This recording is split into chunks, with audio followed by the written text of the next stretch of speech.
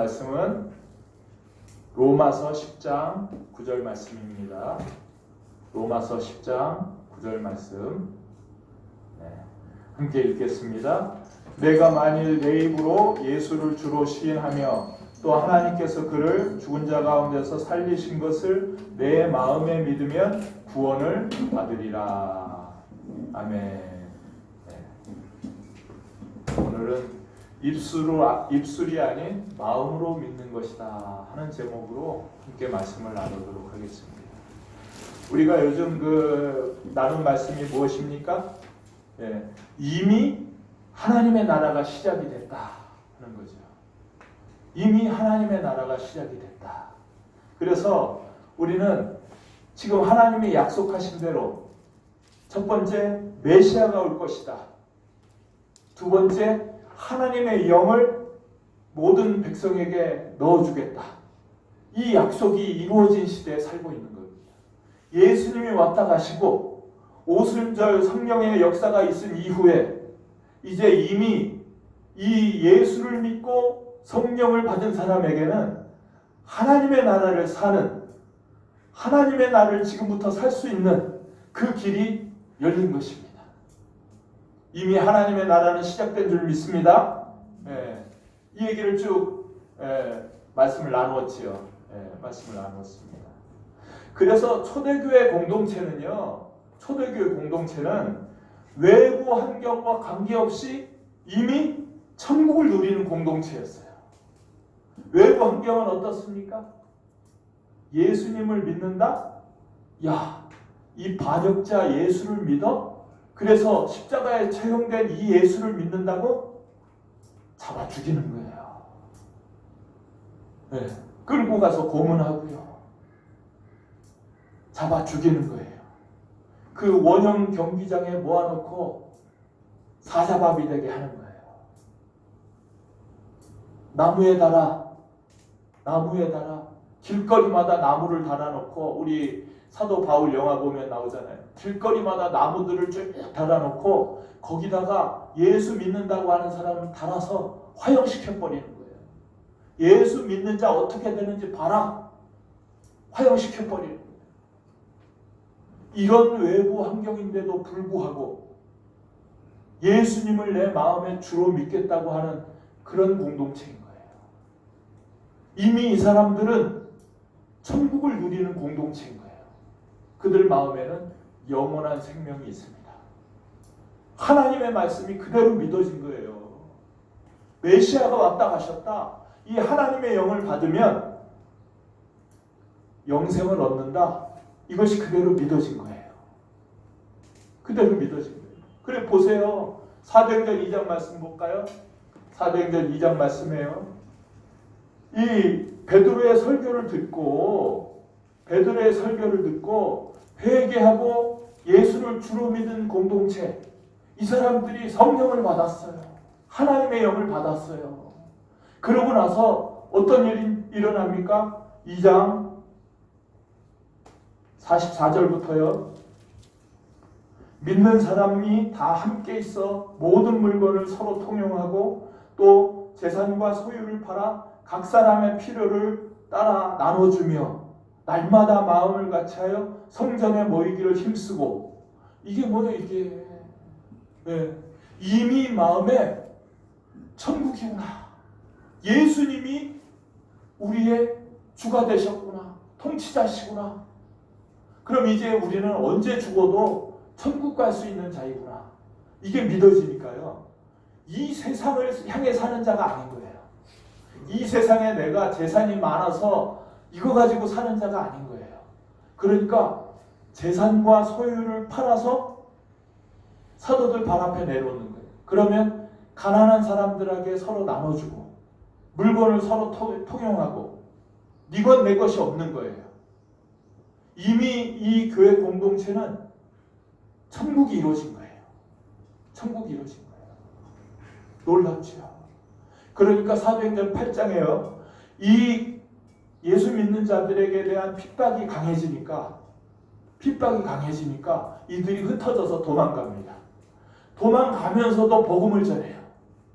그런데 8장에는요 어디까지 이르렀냐면 사마리아 성에 들어가게 돼요. 그리고 그들에게 복음을 전해요. 사마리아 성은요 정말 혼혈족이라고, 같은 유대인이면서도 혼혈족이라고 상대도 안 한 사람들이에요. 이들에게 복음이 전해지니까 이들에게 어떤 일이 벌어진지 아세요? 병든 자가 병이 낫고 귀신이 떠나가고, 이 복음으로 말미암아 온 성의 기쁨이 충만하더라. 8절 보세요. 그 성에 큰 기쁨이 있더라. 사마리아 성이 매일 침울해요. 매일 침울해요. 우리는 소외된 자야, 버림받은 자야, 이 세상엔 소망이 없는 자야, 이러고 있었는데 예수님이 메시아야, 우리에게 하나님의 영이 부어졌어. 이 사마리아 성 사람들에게도 이것이 부어지고 나니까요, 병든 자가, 그 앞절에 보세요.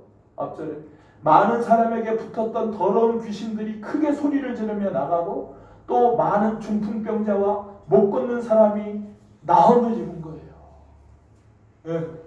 이게 있을 수 있는 일입니까? 하나님의 복음이 전해지니까.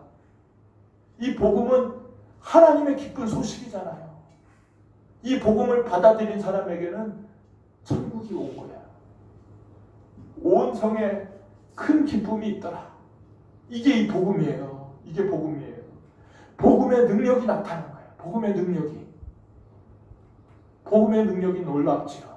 그러니까 사도행전 2장에요. 네. 이런 공동체가 있으니까 이런 위협을 받고 있는 걸 알면서도 믿는 사람들이 더해지는 거예요. 나도 그 공동체에 들어가고 싶다. 이런 위협이 있는데도 불구하고. 네. 47절에 보세요. 하나님을 찬미하며 또 온 백성에게 칭송을 받으니 주께서 구원받는 사람을 날마다 더하게 하시니라. 아니, 이렇게 생명의 위협을 받고 있는 걸 알면서도 날마다 뭐라고요? 날마다 구원받는 사람이 더하게 됐다는 거예요. 나도 이 공동체에 들어가겠다는 거예요. 이게 복음의 능력이에요. 복음의 능력이요. 네. 놀랍죠. 그래서 이 적은 수의 제자들, 처음에 12명이었고요. 그 외에 이제 마가의 다락방에 모인 사람들이 120명이었고요. 이런 예수님이 부활하신 걸 보고 이분이 메시아구나, 그리고 성령 받은 그 적은 수의 사람들로 말미암아 지금 이 시대까지 예수 믿는 사람들이 전 세계 인구에 얼마나 많은 수가 예수를 믿게 됐습니까? 오늘날 우리까지 예수님을 전해 듣고 믿게 되지 않았어요. 이 복음의 능력이 놀라운 거죠. 복음의 능력이. 그러니까 이 복음이요, 이 복음이 제대로 전달된 사람들, 제대로 전달된 사람들에게는요, 즉시 변화가 되는 거예요. 즉시. 얼마 전에 이제 헬렌 로즈비어라는 선교사님의 간증을 봤어요. 그 간증을 보니까 이분이 여자분인데 영국에서 유명한 의대를 나왔어요. 근데 이 대학생 시절에 복음을 전해드렸어요. 복음을 전해듣고, 야, 예수님이 내 안에 들어오셨구나. 질그릇 안에 보배가 들어오셨구나. 이게 그대로 믿어진 거예요. 그러니까 이분이 내가 인생을 살아가는 것, 다른 사람들과 같이 동일하게 나를 위해서 사는 것, 이건 의미가 없다. 주님을 위해서, 내 안에 들어오신 주님을 위해서 살겠다. 이렇게 결단을 하고요, 아프리카 콩고에 의료 선교사로 떠납니다. 그 젊은 시절에 의과대학을 졸업하고 의사가 되고 나서 바로 떠납니다. 몇몇 그 동료들과 함께 거기서 의료 선교를 펼쳐요. 그런데 그곳이, 콩고가 막 그 독립운동을 하고 이러다 보니까 독립을 했어요, 콩고가. 그런데 그런 과정 가운데 내전이 벌어지고 반군에 의해서 막 이렇게 위험에 닥치니까 거기 선교사들 빨리 본국으로 돌아가라, 위험하다 이 나라가. 그런데도 돌아가지 않았어요. 여기 있는 환자들, 이 사람들 놔두고 내가 어떻게 떠나느냐, 돌아가지 않았어요. 결국은 반군들에 끌려가서 몇몇 선교사들은 죽임을 당하기도 하고요. 이 로즈비어 선교사는 끌려가서 성폭행을 당하고요. 그 죽음의 위기에 처하게 됐어요. 사형대에 올라갔어요. 이런 위험을 당해요. 그리고 나중에 이제 한 10년 정도 사역을 하고 떠났어요. 콩고를. 그랬다가 다시 콩고로 들어갑니다. 다시 콩고로 들어가서 계속 그 사역을, 선교 사역을 펼치는 거예요. 그런데 이 선교사 간증하면서 마지막에 어떤 얘기를 하냐면요. 한번 그 간증 내용을 한번 읽어드릴게요. 만약 주 예수님께서 당신 안에 살아계시고 또한 그분이 내 속에 계신다면 우리는 결코 주님이 우리 속에 계시다는 것을 잊을 수 없습니다. 사람들은 흔히 일을 하다가 지친다고 이야기합니다. 네, 하는 일은 힘들어서 탈진될 수 있습니다. 그렇지만 예수님을 향한 사랑은 결코 소진될 수 없습니다. 고린도전서 4장 7절 말씀처럼 우리가 이 보배를 질그릇에 가졌으니, 이 보배는 예수님을 뜻하고 질그릇은 우리의 몸입니다. 보배이신 예수님이 우리 안에 계십니다. 제가 크리스천이 된 지 30분 정도 되었을 때 예수님을 위해 고난받는 것이 특권이라는 말을 들었습니다. 예수님께서 기꺼이 우리 안에 살고 계시고 그것이 특권이 아닙니까? 예수님을 위해 내가 섬길 수 있도록 허락받았다는 것이 특권이 아닙니까? 우리가 주님을 위해 고난받는다는 것은 특권입니다. 이렇게 고백하는 거예요. 아니, 예수님을 믿은 지 30분 만에 우리는 믿음 생활을 하고요. 이게 처음에는 잘 몰랐다가 나중에 가다 보면 언젠가 이런 믿음이 생기겠지, 이렇게 생각하는데요. 그렇지 않은 거예요. 제대로 이분이 누군지, 예수님이 누군지 알고 그 예수님을 마음에 받아들인 사람은 30분 만에, 지금 이 예수님이 살아계신 분이요 내 안에 들어와 계신 분이라는 것이 그대로 믿어진 사람은 이분을 위해 살기로 결정하는 거예요. 이게 딱 사도행전 2장에 나오는 그 초대교회 공동체의 모습인 거예요. 복음을 듣고 바로 그 순간에 회개하고 예수님을 주로 믿고 성령 받은 바로 이 순간에 이 사람들이 그때부터 바로 공동체로서 하늘을 사는 사람이 돼버리는 거예요. 복음의 능력인 거예요. 이런 예는 우리가 많이 볼 수 있잖아요. 사도 바울도 그렇잖아요. 예수 믿는 사람들을 쫓아다니면서 죽이겠다고, 저런 놈들 가만둬서는 안 되겠다고 하는 사람들이 예수님을 딱 만나는 순간에 바뀌어버리잖아요. 예수님이 하나님의 아들이다. 그 이후로 그가 사는 것이 뭡니까? 이 세상은 배설물이다. 이 세상에 내가 귀하게 여기던 것들은 다 배설물이다. 빌립보 3장 8절에요.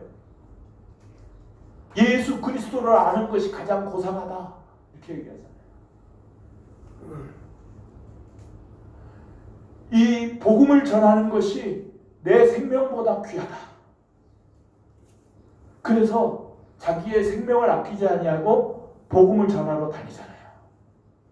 이게 사도행전 20장 24절 말씀 아니에요. 하나님이 맡기신 이 복음을 전하는 일에 내 생명을 조금도 아끼지 아니하노라. 이게 오랜 시간이 걸린 게 아니에요. 제대로 복음이 받아지는 순간에. 데살로니가 교회도 마찬가지예요. 그 항구 도시 데살로니가 전서 한번 볼까요? 데살로니가 전서 1장에 이 항구 도시 데살로니가에요. 바울이 들어가서 복음을 전했습니다. 복음을 전했는데 이 항구 도시에 얼마나 우상이 많습니까? 배 타고 가면 위험하니까 용왕도 섬기고요. 뭐 얼마나 우상이 많았습니까? 조상 대대로 내려오던 그 우상들이 있었잖아요. 그런데 복음을 듣고 나서요. 1장 9절 10절 읽겠습니다. 그들이 우리에 대하여 스스로 말하기를 우리가 어떻게 너희 가운데 들어갔는지와 너희가 어떻게 우상을 버리고 하나님께로 돌아와서 살아계시고 참되신 하나님을 섬기는지와 또 죽은 자들 가운데서 다시 살리신 그의 아들이 하늘로부터 강림하실 것을 너희가 어떻게 기다리는지 이들이 지금까지 섬겨오던 그 우상을 다 버리고 예수님을 주로 믿기로 결정한 거예요. 하나님을 섬기기로 결정한 거예요. 이게 오래 걸린 게 아니에요. 복음이 전해질 때 제대로 이 복음이 전해지면 바로 이것이 뭔지 알게 되는 거예요. 네. 우리 한국교회는 안 그렇습니까? 한국교회 초창기에요. 선교사들이 이 나라에 들어와서 복음을 증거할 때 복음을 받은 이 어느 마을의 청년이요. 처음엔 다 이렇게 믿었어요. 어느 마을의 청년이요. 이 예수를 마음의 주인으로 모셨습니다. 그때 당시만 해도 이 문중들이 다 모여서 때마다 모여서 제사를 지내는 것이 그래서 그 문중에 속해 있어야 그 문중로부터 보호를 받고 또 앞으로 출세길이 열리고 이러는데 문중에 딱 제사를 지내는데 나는 예수를 믿기 때문에 제사를 지낼 수 없습니다. 절을 할 수 없습니다. 이건 이 문중으로부터 쫓겨나는 걸 각오하는 것이고 나의 출세를 포기하는 거예요. 이 사회에서 매장되는 거나 다름없는 일을 우리 한국교회 초창기에도 그런 사람들이 죽기를 각오하고 이 예수를 믿었기 때문에 이 나라에 지금 기독교가 예수님이 전해진 거예요. 이렇게 전해진 거예요. 이렇게. 복음이 제대로 전달되고 제대로 전달받은 사람은 시간이 오래 걸린 게 아니에요. 그걸 믿는 순간에 이게 뭔지 알아보신 거예요. 알아진 거예요. 이분이 지금 예수님이 누군지 알아진 거예요. 예수님이 성자 하나님이구나. 지금 살아계시구나. 이분을 믿을 때 내 안에 성령 하나님이 들어오시는구나. 그대로 믿어진 거예요. 이 사도행전 2장하고 동일한 거예요. 사도행전 2장에 회개하고 예수를 주로 믿을 때 죄사함을 얻게 되고 성령 하나님이 내 안에 들어오신다. 이게 실제인 거예요. 이게 실제인 거예요. 이렇게 믿어진 거예요. 이렇게 믿어진 거예요. 이 복음의 능력이 무엇입니까? 이것을 받아들인 이 복음의 능력이 무엇입니까? 사람을 완전히 바꿔놓는 거예요. 어떻게 바꿔놔요? 지금까지 세상을 주인 삼아 살던 사람, 자기 자신이 주인 되어 살던 사람, 이 옛사람이 죽고 이 옛사람이 죽는 거예요. 그리고 하나님이 주시는 새로운 생명, 하나님의 영을 받아서 사는 새로운 생명으로 다시 태어나는 거예요. 거듭나는 거예요. 다시 태어난 거예요. 이제는 세상을 사는 자가 아니요 하나님 나라를 사는 자로 바뀌어버린 거예요. 이게 믿어진 거예요. 이게 믿어진 거예요. 생명의 역사가 일어난 거예요. 생명의 역사가 일어난 거예요. 사단은요 사람들을 계속 세상의 욕심과 문제들로 끌고 다니는 거예요. 그런데 이제 이 생명을 받은 자는 더 이상 세상에 끌려다닐 자가 아니에요. 왜 그렇습니까? 이제는 세상에 속한 자가 아니고 하나님의 말씀만 듣는 자, 하나님께 속한 자로 바뀌었기 때문에 그래요. 아멘. 이게 초대교회 성도들의 모습인 거예요. 이게 지금 얘기한 헬렌 로즈비어의 모습인 거예요. 사도 바울과 데살로니가 교회 교인들의 모습인 거예요. 우리 한국 교회에 처음 예수를 믿은, 그래서 문중으로부터 쫓겨나면서까지 예수를 믿은 그 사람들의 믿음인 거예요. 이게 올바른 믿음 아닙니까? 이게 올바른 믿음 아니에요? 그런데 지금 우리 모습을 보면 뭐 세계 교회가 그렇죠. 또 한국 교회가 그렇죠. 교회는 많고 교인들은 많은데 교회 다니는 사람 많잖아요. 뭐 이 나라에 뭐 거의 뭐 3분의 1, 4분의 1이 기독교라고 얘기하잖아요. 그런데 이런 능력이 없는 거예요. 복음의 능력이 없는 거예요. 그 사람들이 예수님을 믿는다고 영접 기도를 안 했습니까? 그런데 왜 이렇게 복음의 능력이 없지요? 전도지를 가지고, 저도 뭐 동일한 사람 중에 하나입니다. 전도지를 가지고요, 복음을 전합니다. 예수님이 우리를 위해서 죽으셨습니다. 이분이 하나님인데 이분이 우리를 위해 죽으셨습니다. 얼마나 놀랍습니까? 이분을 영접하면요, 이제 내 죄가 사해지고요, 하나님 나라로 들어가게 됩니다. 이렇게 복음을 전해서 영접을 시켜요. 그럼 나도 믿겠습니다. 당연히 나도 천국 가고 싶지요. 물어보는 지옥 가고 싶어요? 천국 가고 싶어요? 그러는데 당연히 천국 가고 싶다고 얘기하지요. 천국 가고 싶어요. 그러면 이 기도를 따라 하시면 됩니다. 마음에 영접하시면 됩니다. 그래서 예수님을 나의 주인으로 믿겠습니다 라고 영접 기도를 해요. 그런데 과연 그 상태에서, 그리고 정말로 그 믿음이 생긴 사람들이 있어요. 없는 게 아니에요. 없는 게 아니에요. 그러나 상당수는 정말 하나님이 살아계신가? 정말 예수님이 하나님의 아들인가? 예수님이 성자 하나님인가? 이런 고민 없이, 정말 여기에 대한 고민 없이 믿겠다고 고백하는 거예요. 마음은 변화가 없는데 입술로 고백하는 거예요. 그래서 지금 이 어려움이 생긴 거 아니겠습니까? 그러니까 우리가 이제 오카는 목사님의 그 설교 중에 잠깐 영상을 볼 텐데요.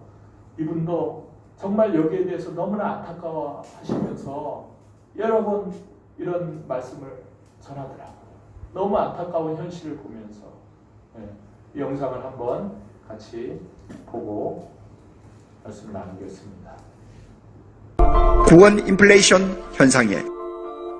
인플레가 뭔지 아시잖아요? 돈을 많이 찍어내면 나중엔 돈 가치가 없어져 인플레가 되잖아요.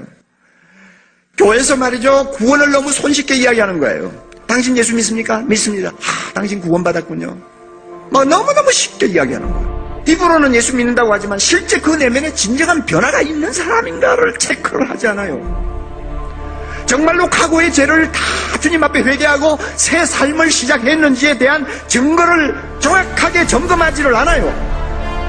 그저 입으로 예수 믿는다 하고 교회만 열심히 다니면 다 잘 믿는 사람인 줄 알고, 당신 구원의 확신이 없으면 당신은 믿음이 그만큼 잘못된 것입니다. 그러므로 구원의 확신을 가지십시오 하고 억지로 구원의 확신까지 강요하는 이상한 상황이 되어버렸어요.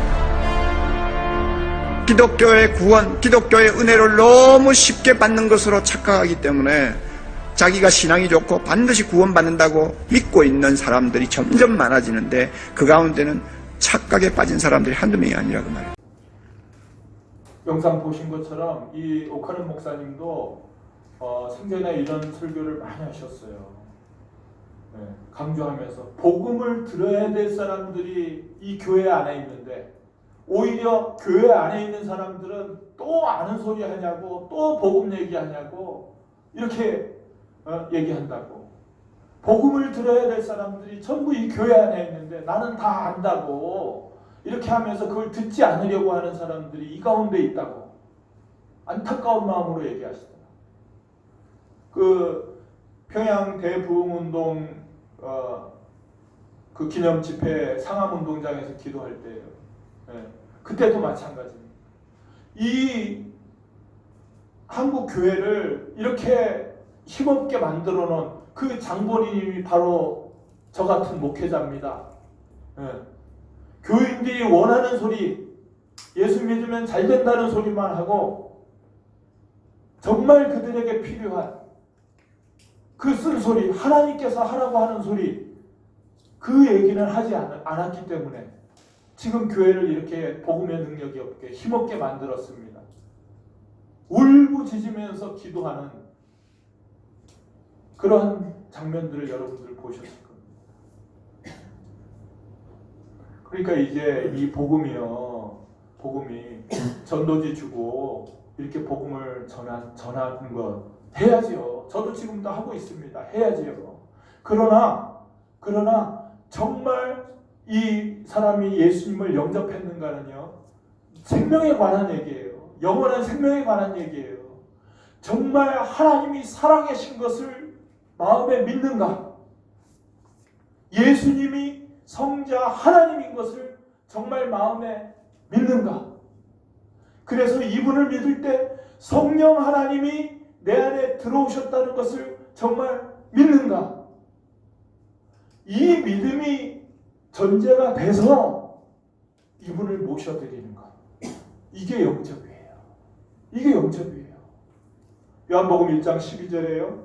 영접하는 자, 곧 그 이름을 믿는 자들에게는 하나님의 자녀가 되는 권세를 주셨으니. 이 예수님을 마음의 중심에 모셔드렸을 때 어떻게 됩니까? 하나님의 자녀가 되는 거예요.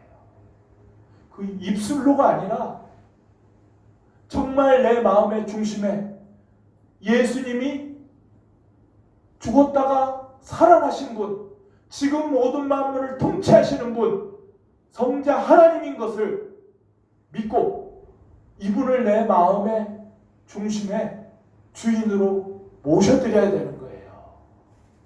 정말 그랬냐는 거예요. 입술로 고백하는 거 말고 마음에 믿었냐는 거예요. 그래, 오늘 본문 말씀이 뭡니까? 오늘 본문 말씀이요, 로마서 10장 9절 말씀입니다. 네, 다시 한번 읽어볼까요? 내가 만일 내 입으로 예수를 주로 시인하며 또 하나님께서 그를 죽은 자 가운데서 살리신 것을 내 마음에 믿으면 구원을 받으리라. 구원을 받을 것이다. 어떻게 해요? 마음에 믿으면.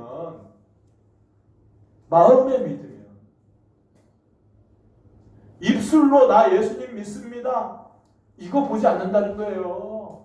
하나님은 그 마음을 보신다는 거예요. 마음 중심을 보신다는 거예요. 마음 중심에 정말 예수님이 나의 주님인 것을 믿는가? 마음 중심에 하나님이 그를 죽은 자 가운데서 살리신 것, 부활을 믿는가? 그분이 내 안에 들어와 계신 걸 정말 믿냐는 거예요. 그걸 믿을 때 구원을 얻는 거예요. 마음은 변화가 없는데 입술로 고백했다고 당신 구원의 확신이 있어야 돼.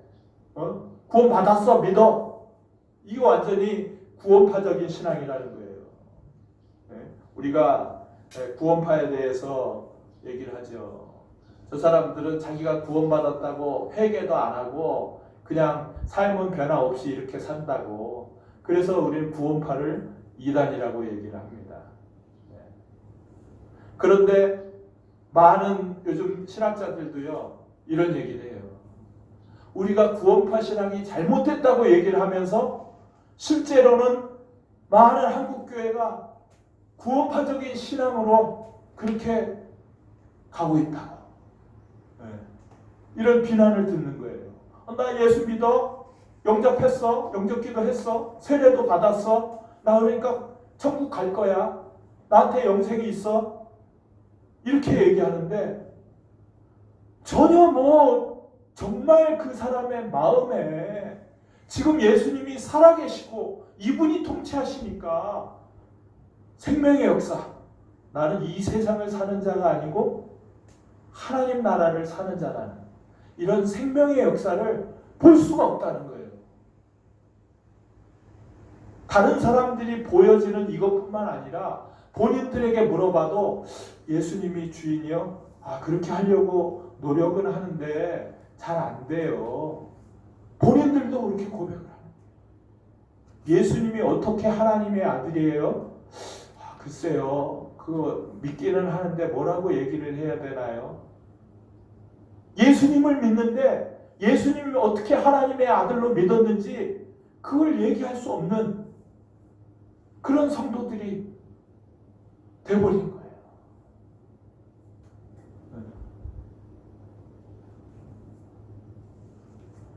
그러니까 참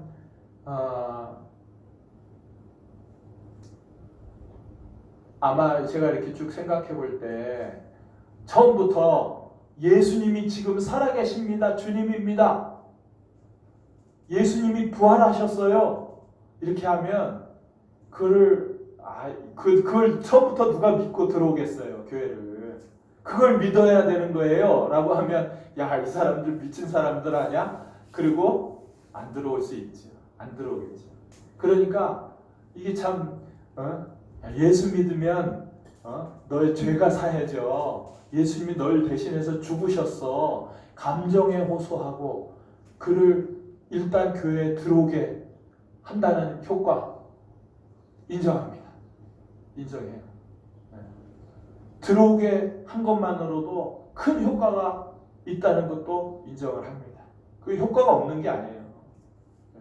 우리 이제 논산에 보면 육군훈련소 있잖아요. 거기는 신병들이 들어오면 거의 매주 몇천 명씩 한 번에 세례식을 해요. 복음을 전하고 예수 믿어야 된다. 3개 종파 중에 예수 믿어야 된다. 그래가지고 수천 명이 한 번에 수천 명씩 세례를 해요. 그리고 자대를 갑니다. 과연 그들 중에 정말 예수를 마음에 믿은 사람들도 있겠지만 분명히 있겠죠. 그 계기로. 그런데 과연 그 중에 얼마나 정말로 예수님을 마음의 중심에 모셨을까요?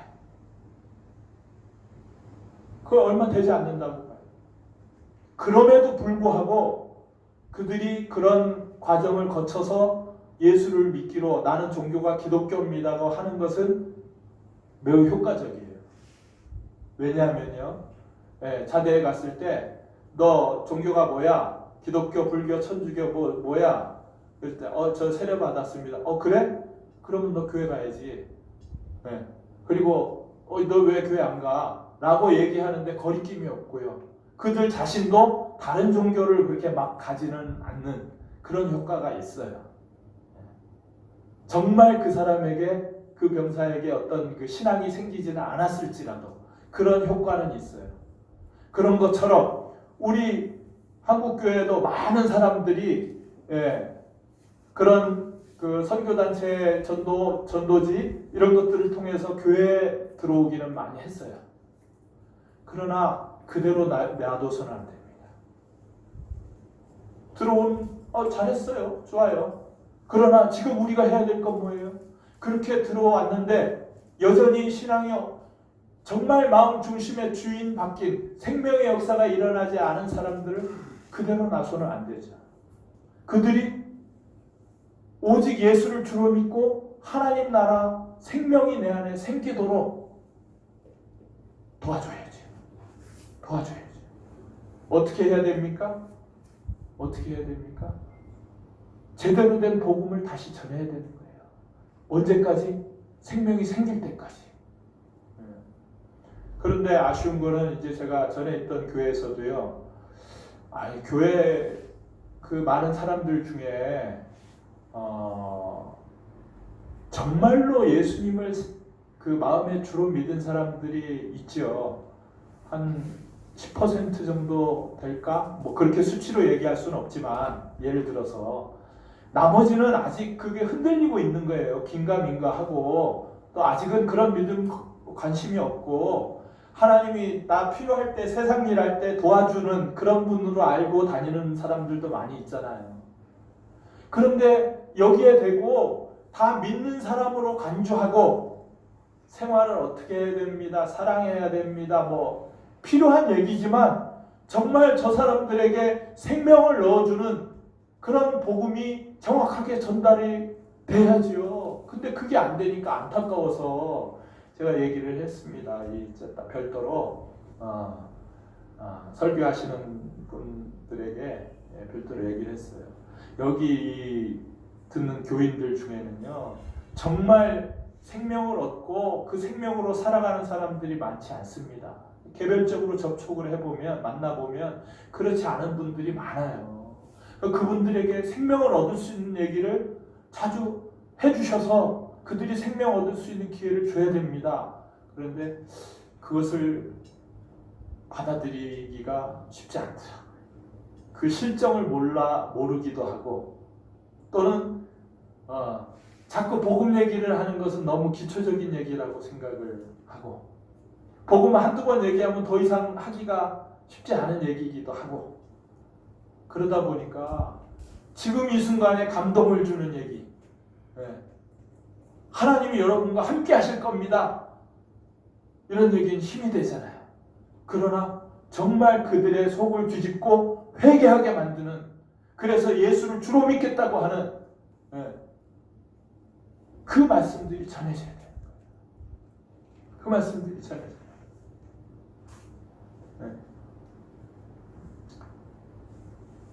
어떻게 해야 됩니까? 이제 우리도 마찬가지예요. 그래서 이 예수님을 믿겠다고 들어온 교인들에게도요, 사도행전 2장에 나타난 것처럼 예수님이 누구신가? 예수님이 죽었다가 부활하셨습니다. 이 예수가 하나님이 보내신 성자 하나님입니다. 이것이 정말 믿어져야 되는 거예요. 여기에 초점을 둬야 되는 거예요. 이 예수가 누군가? 그럴 때 예수님이 십자가에서 흘리신 피, 이게 그냥 어떤 사람의 피가 아니고 하나님의 피인 거예요. 성자 하나님의 피인 거예요. 나의 죄를 대신해서 흘리신 성자 하나님의 피인 거예요. 하나님이 오셔서 나의 죄를 대신해서 희생 제물로 죽어주셨다.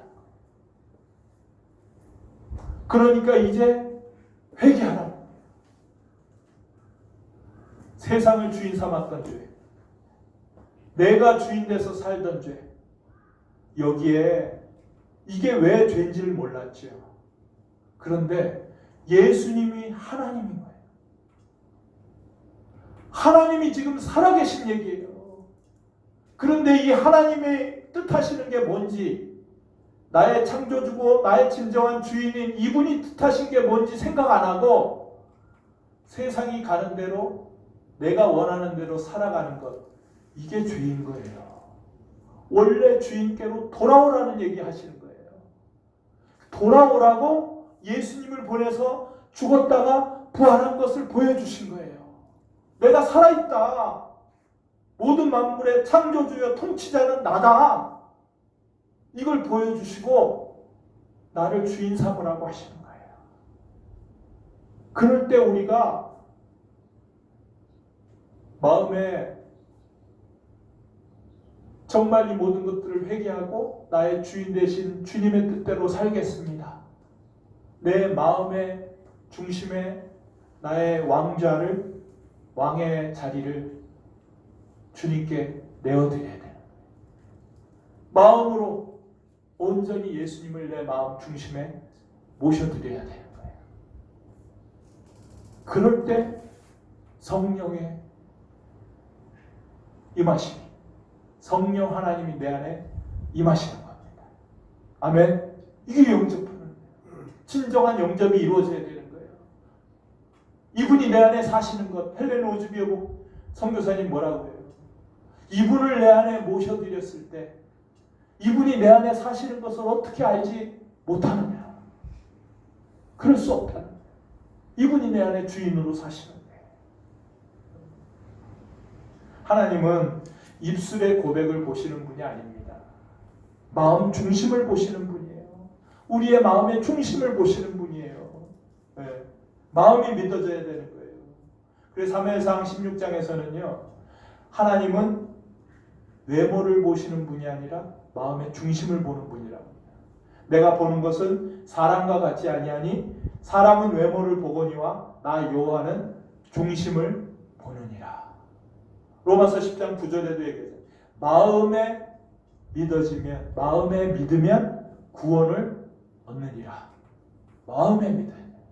내 마음에 정말 예수님이 부활하신 것과 지금 살아계셔서 하나님 우편에서 모든 만물을 통치하시는 것과 이분을 믿을 때 내 안에 성령 하나님 주실 것을 믿습니까? 내 마음이 믿습니까? 그 믿음을 지금 갖고 있습니까? 이걸 모르고. 그래서 한 명이라도 그런 사람이 없다면 이게 너무나 안타까운 일이잖아요. 그러니까 사도 바울은 고린도 교회에 편지를 보내면서 마지막에 고린도후서 13장 5절에요. 너희 안에 예수 그리스도께서 계신가 스스로 확증해라. 그렇지 않으면 너희는 버리운 자다.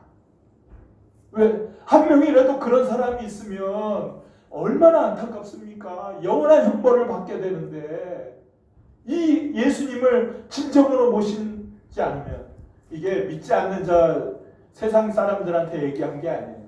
고린도 교회 안에 있는 사람들에게 바울이 얘기하는 거예요.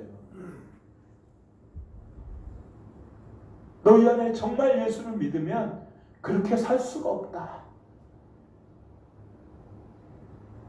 생명의 역사가 일어나는 거예요. 네. 그래서 마틴 로이드 존스 목사님도 하나님의 임재라는 그런 내용의 글에서 이렇게 얘기합니다. 나는 당신이 교회를 몇 년 다녔는지 또 몇 대째 교회를 다니고 있는지 교회 직분이 뭔지 교회 출석은 잘하고 있는지 또 기도응답을 얼마나 많이 받았는지 기적을 맛봤는지 이런 거는 관심이 없습니다.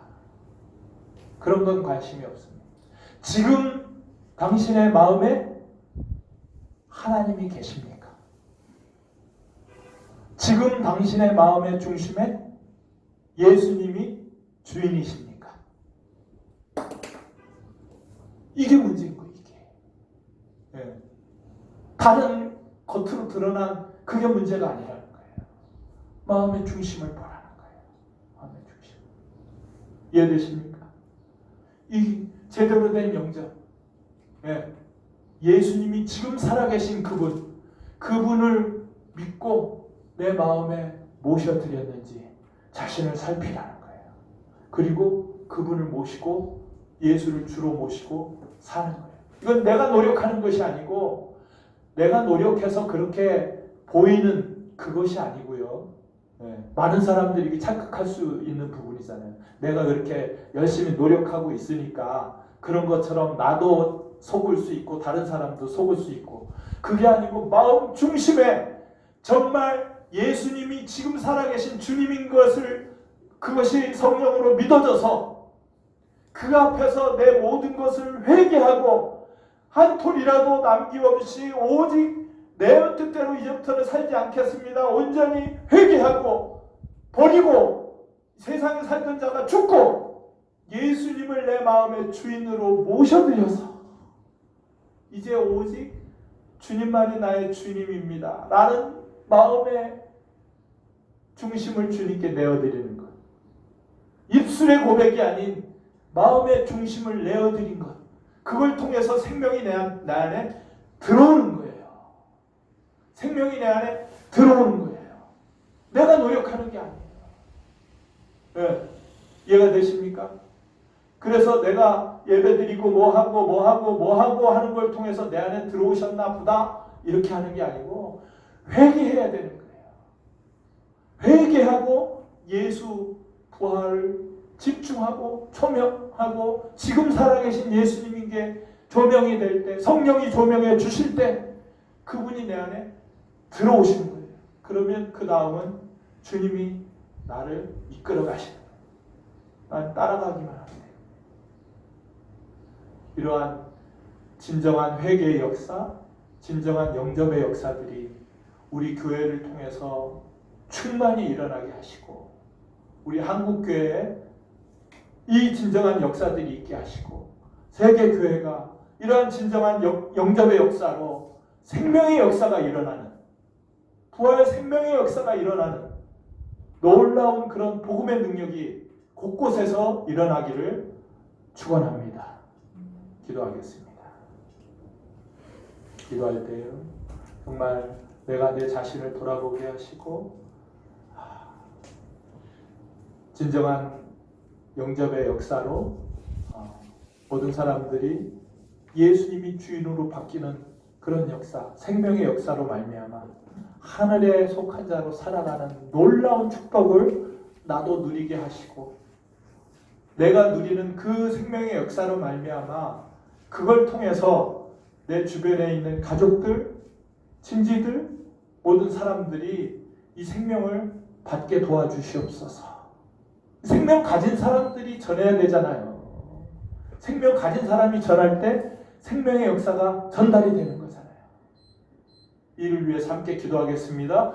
주여, 할렐루야. 아버지 하나님 감사합니다. 아버지 하나님, 정말 주님께서 아버지 하나님 죄인된 우리들, 원수된 우리들을 위해 희생제물로 죽어주시고 할렐루야. 아버지 하나님, 죽은 자 가운데서 부활하심으로 이분이 성자 하나님인 것을 아버지 증거로 남겨주시니 할렐루야 감사합니다.